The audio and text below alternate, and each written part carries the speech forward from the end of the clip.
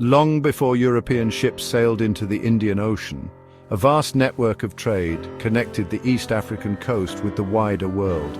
Arab traders sailing on the monsoon winds had been visiting the East African coast for centuries.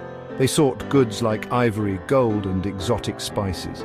These goods found eager buyers in the markets of Arabia, Persia, and even further east. This trade brought wealth and prosperity to some East African coastal cities.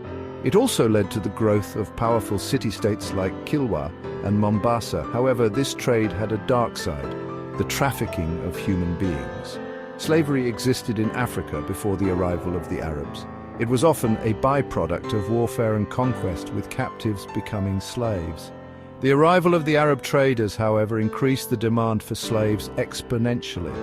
This demand transformed the traditional system of slavery in Africa. Arab traders, seeking to meet the growing demand for slaves, played a central role in the East African slave trade. They established trading posts and settlements along the coast. These settlements became centers for the trade in slaves, ivory, and other goods. The Swahili people, a mixed Bantu and Arab population, became key intermediaries in this trade. They acted as middlemen, acquiring slaves from the interior and selling them to the Arab traders. The Swahili language, a Bantu language infused with Arabic words, became the lingua franca of this trade. The Arabs and Swahili traders ventured inland, forging alliances with local chiefs and rulers. These alliances were often cemented through trade and intermarriage. However, they also fueled conflict. The promise of wealth and guns encouraged some rulers to engage in raiding and warfare to capture slaves for the trade. The methods used to capture slaves were brutal. Arab and Swahili slave traders, sometimes working with local African allies, organized raiding parties. These parties ventured into the African interior, targeting villages during the night or ambushing travelers on trade routes. Men, women, and children were captured and bound together with ropes or chains. They were then forced to march, often for weeks or even months, towards the coast.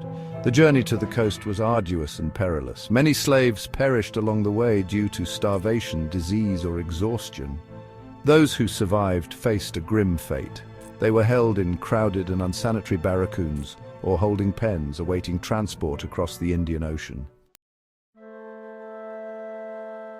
The barracoons were places of misery and despair. Slaves were packed tightly together, often with little food, water, or sanitation. Disease was rampant. The barracoons on Zanzibar, a major slave trading center, were particularly notorious for their horrific conditions. From these coastal holding pens, the slaves were loaded onto dhows, traditional Arab sailing vessels for the journey across the Indian Ocean. The destinations and purposes for these slaves varied. Some were shipped to the Arabian Peninsula to work as domestic servants, laborers, or soldiers. Others were sent to Persia, India, and even as far as China. Female slaves were often prized for their beauty and were forced into concubinage or harems.